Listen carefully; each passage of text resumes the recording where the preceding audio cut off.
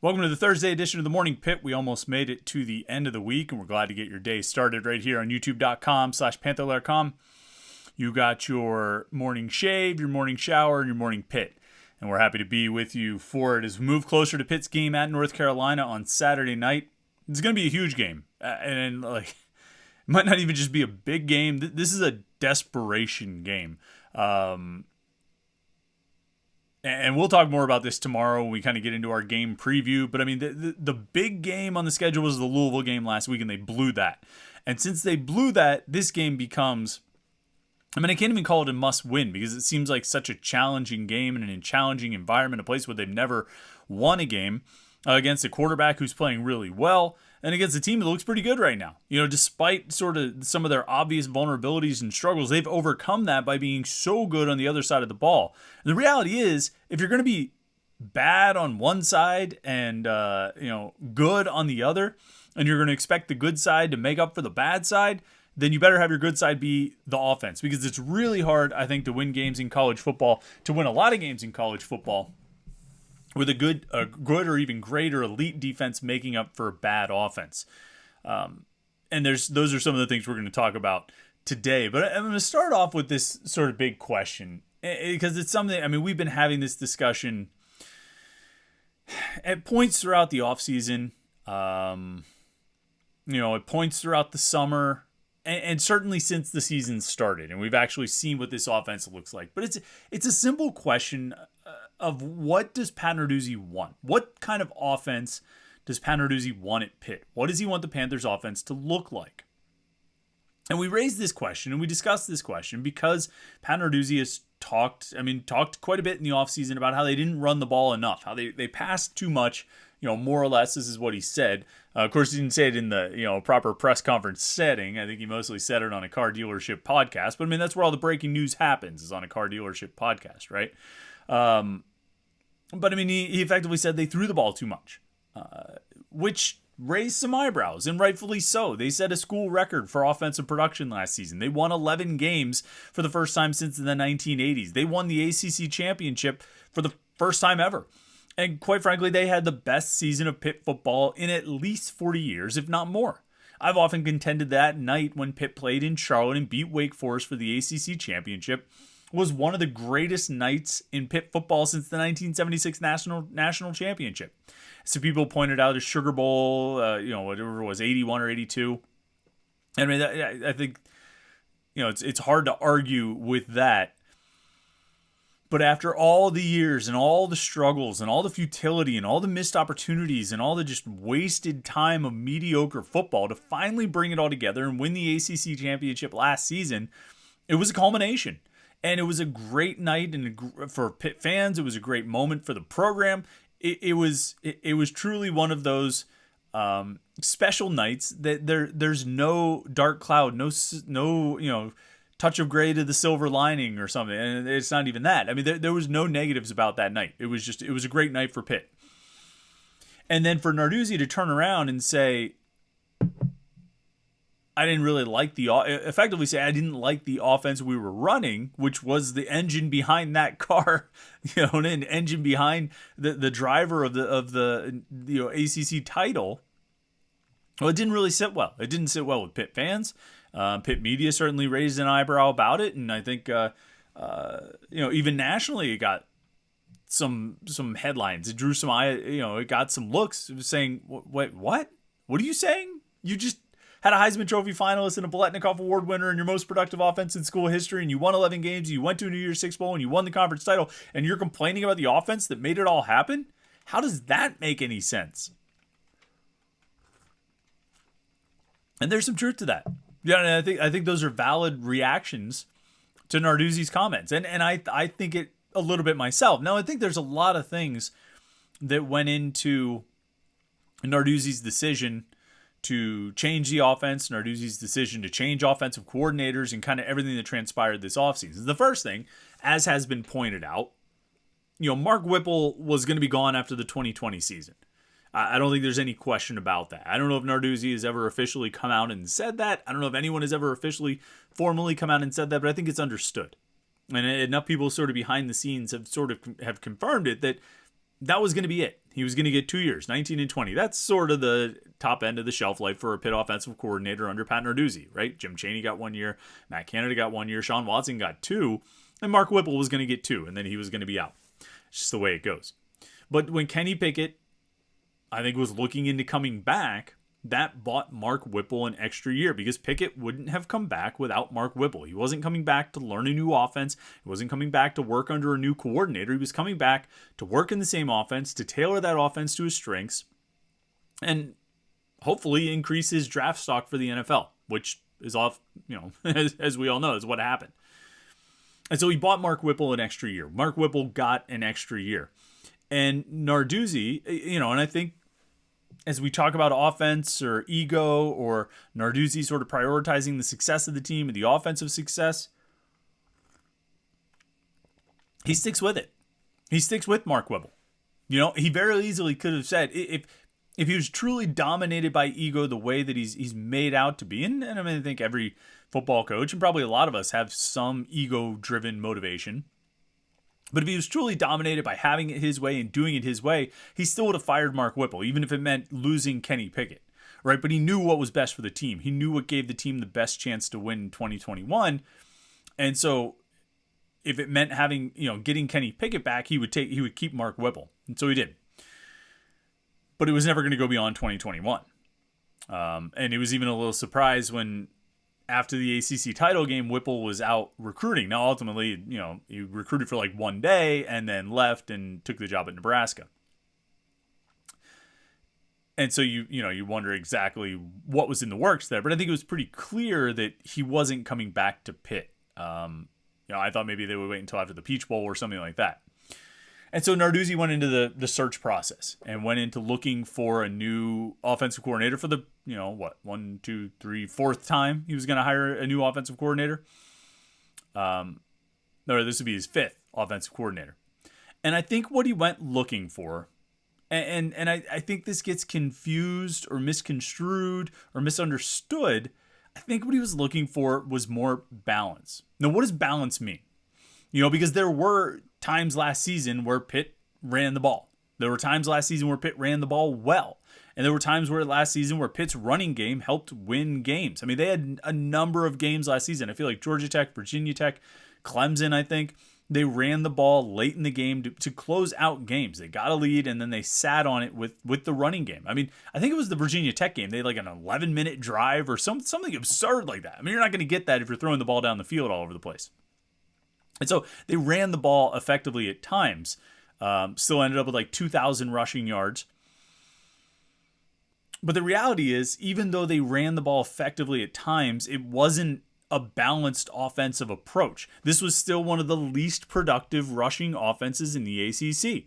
In yards per game, they were 11th. In total yards, they were 9th, but that's because they played 14 games. Similarly, I think they were third in the ACC in rushing attempts, but they played 14 games. If you go on attempts per game, they're down in the bottom 3, just like they are in yards per game, where they're 11th. Even in yards per carry, they were tied for next to last with 4.0, yards per carry. They had 26 rushing touchdowns, but I think a decent amount of that came from Kenny Pickett. And you have this rushing offense that seemed like it could be effective. It just was limited in opportunities. And so when I talk about the rushing attempts, yes, they were third in the conference or fourth in the conference or whatever in total rushing attempts, but they played 14 games. When you go on a per game basis, they're down in the bottom of the league. And that was something, Andre Powell obviously got asked a lot about the running game in spring camp. I can remember going back to spring camp. And he said, we weren't bad at running the ball last year. He said, I think Dave Borbley said something along these lines too. I mean, the two coaches who were sort of most directly responsible for the running game, Dave Borbley, the offensive line coach, Andre Powell, the running backs coach, both said, we weren't a bad running team last season. We just didn't do it very often. We just didn't do it very much. It wasn't really a focal point of the offense. To some extent, that makes sense. You have Kenny Pickett. You have Jordan Addison. That's going to be the focal point of your offense. You're going to have those guys leading the charge, as well you should. That gives you the best chance to win.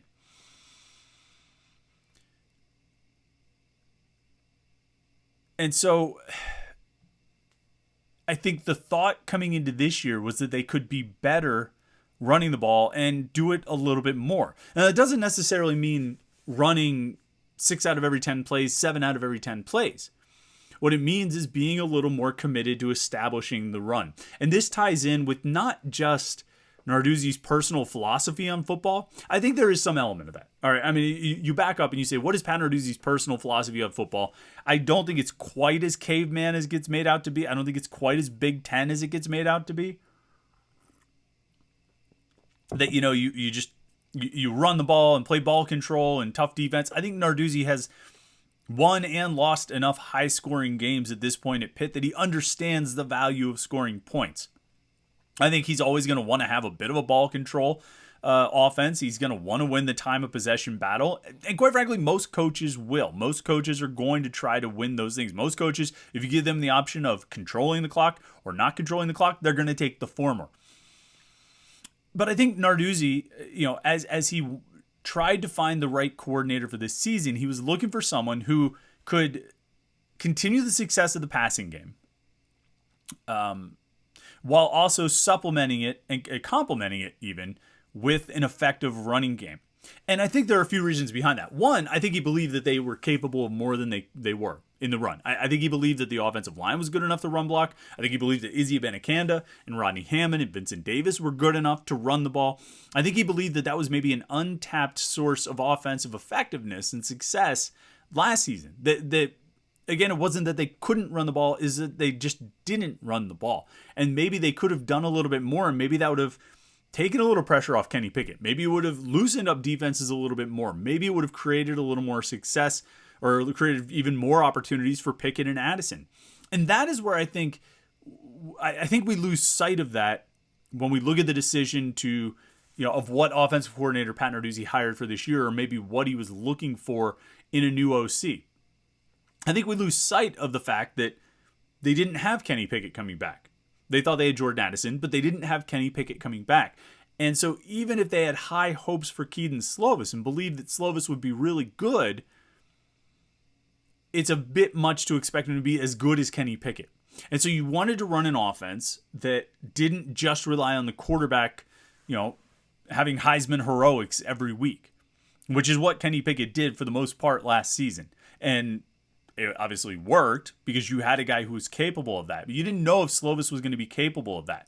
And so you wanted to get something that was a little more balanced. You wanted to get an offensive system that would still attack through the air, understanding the value of a passing game, an effective passing game, understanding the value of scoring points through the air, while also complementing it with this running game that not only could be its own source of a threat to the defense, but also could take some of the pressure off the passing game and ultimately set up the passing game for even more success through play action. And I mean, all of these things make sense. Don't they? All of these things make sense. That if you can run and pass effectively, if you can truly be a two-dimensional offense, you're going to be really, really tough to stop. And I think Pat Narduzzi and I didn't sit down and powwow about this. He didn't ask me for my opinions. I'm not his consigliere. But I honestly think, I have to believe that he looked at the situation and said, okay, I had this great passing attack with this great quarterback. And it led us to historic heights. I might not have the quarterback that I had a year ago, and we might not be able to produce in the passing game the way we produced a year ago. But if we can get the running game going and get a good passing game going, we might not even average 40 points per game like we did last year, or 41 or whatever it was. We might not be as productive as we were, but we might be able to be just as effective and have the same sort of impact on winning games that the offense did a year ago because of being more two-dimensional. And I mean, that makes sense, doesn't it? Doesn't that make sense? It seems logical to me. And so I see people say, like, I can't believe Narduzzi would look at this offense that produced historic results and won the conference championship and had the best season in 40 years and said, I want to tear that down and do something different. I think he looked at it and said, boy, that was great. I don't know if we're going to be able to do that again. Maybe we can try this other way where we do more things really well instead of doing one thing at an elite level and nothing else really all that well. Maybe we can do a couple things really well and, like I say, sort of positively impact games almost to the same extent. And maybe even give yourself a chance in some games that might get close if you're able to do both things, if you're able to pass and run effectively. And so I think that's what he went looking for. He did not go into this offseason, and I can almost guarantee this, he did not go into it looking for a return to the 2018 offense. For as much as we want to talk about how Narduzzi didn't want the 2021 offense again, he didn't want the 2018 offense. And I don't know why we think that there's, it's either one or the other. Because it's obviously not. And the 2018 offense, a historic offense, which also won the Coastal Division and produced the first pair of 1,000-yard rushers in school history, Narduzzi fired the coordinator that year. We talk about Narduzzi being stubborn. We talk about Narduzzi refusing to admit when he's wrong. We talk about Narduzzi just wanting to be able to run the ball all the time. Firing Sean Watson flew in the face of all three of those things. Firing Sean Watson flew in the face of the notion that he's stubborn, ego-driven, and refusing to admit that he's wrong. And firing Sean Watson flew in the face of the idea that Narduzzi just wants to run the ball all the time. That was a great rushing offense. And if he didn't know it before, he learned that year the limitations of only being able to run the ball. And maybe more to a point, or on a broader scale, he learned the limitations of being a one-dimensional offense. But I can't think that was a surprise to him. I don't believe that was a surprise to him. Because he has built his whole defensive coordinator career and his coaching career on making opposing offenses one-dimensional. He knows how much of an advantage it is for a defense if an offense is one-dimensional. That's why he fired Sean Watson after 2018. That's why he was ready to part from Mark Whipple after 2020 and certainly after 2021. Because for as effective as those offenses were, they were one-dimensional offenses. And it only worked in 2021 because you had a guy playing at a Heisman Trophy level. That same offense in 2020 with the same quarterback or in 2019 didn't do that. They went 6-5 and 7-5. All right, they didn't go 11-3 and win the ACC and go to a New Year's Six Bowl. They went to They went to the Detroit Bowl to play Eastern Michigan, and they skipped a bowl game altogether because they went 6-5. That's not, Narduzzi, I think, saw what that one-dimensional offense was doing. And I don't know if he thought Keaton Slovis was going to be like Kenny Pickett circa 2019, 2020. But I think he was probably right in assuming that Slovis wouldn't be like Kenny Pickett circa 2021. In which case, you could not rely on a one-dimensional offense because you didn't have that guy who could carry you like that. You could have a very good quarterback, but he wouldn't necessarily be at that level. And so you needed to find a way to supplement your offense. You needed to find a way to make your offense two-dimensional. And some of that is in the execution and the talent, and a lot of it is on just simply the commitment. Because the commitment wasn't there 2019 to 2021. The commitment is there now. The problem is these efforts at a two-dimensional offense have kind of gone awry. Because the passing game is struggling. The passing game hasn't been able to live up to its part. And I think there are a lot of reasons for that. Part of it might be the design of the offense. It might be. Part of it might be Keaton Slovis getting a concussion at the end of the Tennessee game, not coming back for the second half of that one, missing the next week at Western Michigan, and not really looking right since then. Part of it just might be some bad, poorly timed turnovers. Part of it might be who knows what else. It could be terminology. It could be complexity of the offense. There could be a lot of reasons why the passing game hasn't really worked this season. But I don't think all hope is lost for this offense. I really don't. I can't say I'm sitting here bullish on the offense. I can't say I'm sitting here optimistic or overly optimistic about the offense. But I tell you though, and I think you had to see this too, in the first half against Louisville, the offense looked pretty good. And I know I joked the other day about, you don't want to do the whole, other than that, how was the play Mrs. Lincoln thing. But the reality is, first drive, they're moving the ball really well before the terrible decision for the interception. And they're throwing it and they're running it. And they're doing it really well. And then the interception kind of sinks them. Second drive, is here. The second drive goes for a touchdown. And again, they're throwing it, they're running it, they're running screens, they're doing different things, they're keeping the defense off balance, and it goes for the touchdown. The third drive is when I think they punted. But then the fourth drive was the Wildcat drive, where, again, they do something completely different. Louisville really doesn't have an answer for it. The only thing that sinks Pitt there is a turnover. And then the final drive of the half, again, they drive down to where were they? The 40, 37. They're inside the 40. They're close to the 35. They throw an interception. It's a bad interception. But on those four drives, 3 turnovers and a touchdown, they moved the ball well, and they moved the ball in different ways. They did different things. They moved Keaton Slovis around. They ran the ball well. They used Daniel Carter and El Barto, and they threw to Jared Wayne in crucial situations. That first half, sunk as it was by 3 turnovers, was a pretty good display of what I think this defense or this offense can be and should be. I mean, like you look, they had 5 drives in the first half, and they had scoring opportunities really on 4 of them. One of them they fell short. One of them, I don't know how far they got. They didn't even get to midfield. But I mean, and they ended up punting. But the other 4 drives are legit scoring opportunities. If you have legit scoring opportunities on 4 drives in the first half, you should have anywhere from 21 to 28 points, or somewhere in between there. They didn't because of the turnovers. But I think this offense has a chance to get into a rhythm. And I think if they had been able to cash in on a few of those, and keep up that rhythm that they had and carry it over to the second half, then those opportunities for some of the bigger plays, and I'm talking like downfield passing stuff, are going to open up. But even here, without really stretching the field, without really trying downfield, without really trying to get vertical or threaten vertically, they were still busting off big chunks. Izzy Abanikanda runs 12 yards for a touchdown out of the Wildcat. This is a play after he takes a screen, 37 yards. On the first drive, Abanikanda ran for 10 and ran for 15. El Barto caught a pass for 18. Even Daniel Carter had a pass for 8.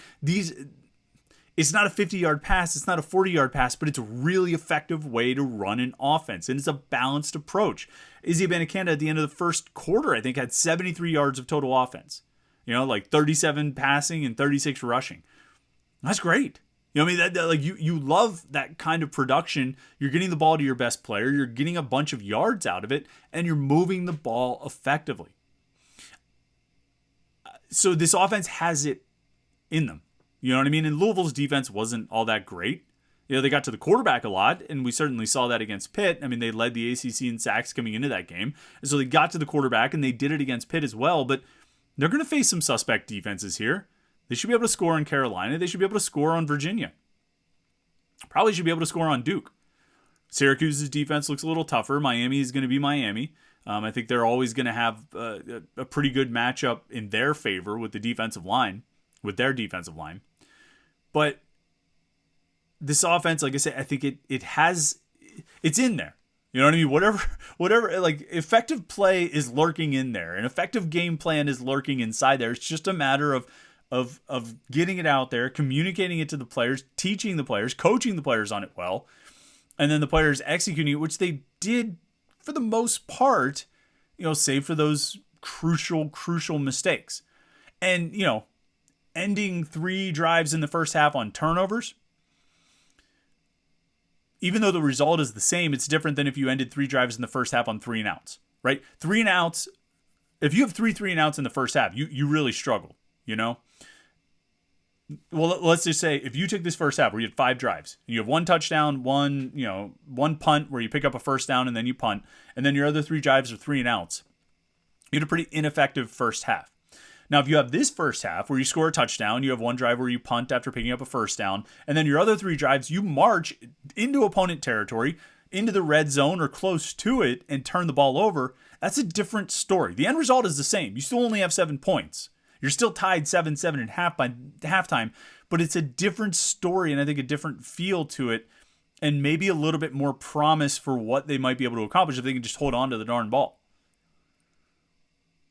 So, I mean, coming back to our original question, what does Pat Narduzzi want? What kind of offense is he looking for? He wants a balanced offense. He wants one that can run the ball and throw the ball. He wants an offense that can be two-dimensional because he feels like that's the best way to attack a defense. And I don't think he's entirely wrong about that. There have just been issues that have given them a lot of problems so far this season. And I think those issues range all the way from, under center all the way up to the coach's booth. So, there are things they're going to have to work on, and they have 5 games to figure it out. Hopefully they have 6, but they got to do a little bit more to get to that point.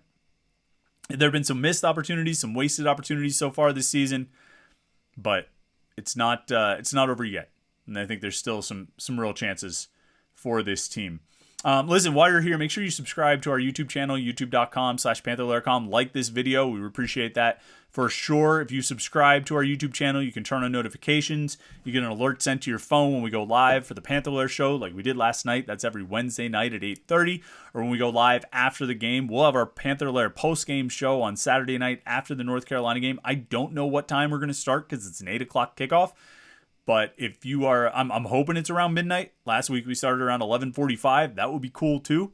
But if you are subscribed and you turn on the notifications, you get an alert sent to you and says, hey, Panther is starting to talk. You better get tuned in and check out the post-game show. So make sure you're subscribed there. Click that subscribe button down there right here at youtube.com/Panther-Lair.com. Like this video and check out the website, Panther-Lair.com, Pittsburgh.rivals.com, the most comprehensive source of Pitt sports news on the internet, football, basketball, recruiting. You can find it all at Panther-Lair.com.